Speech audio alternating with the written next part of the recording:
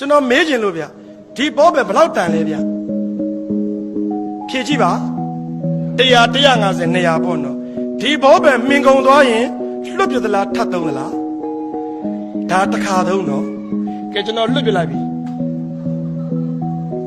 ဟိုမှာတော့9ချောင်းလွတ်ပြလိုက်တာကလေးကဟာကလေးနေတာပဲဟုတ်တယ်ဘောပင်ကတစ်ခါသုံးလူငယ်ပေါင်းတို့နင်တို့ခန္ဓာကိုယ်ကတစ်ခါသုံးမဟုတ်ဘူးမယုံရင်နင့်အဖေနဲ့နင့်အမေလက်တော့မေးကြည့်ဘယ်နှခါသုံးတယ်လဲလို့မေးကြည့်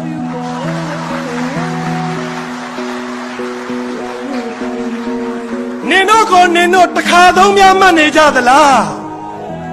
မိန်းကလေးပေါင်းတို့တစ်ခါသုံးမဟုတ်ဘူးယောက်ျားပေါင်းတို့တစ်ခါသုံးမဟုတ်ဘူးကျုပ်တို့နိုင်ငံလူငယ်တွေကကျမ်းမာရေးကူးမဆိုင်ဘူးကိုယ်ခန္ဓာကိုယ်တစ်ခါသုံးမှတ်တယ်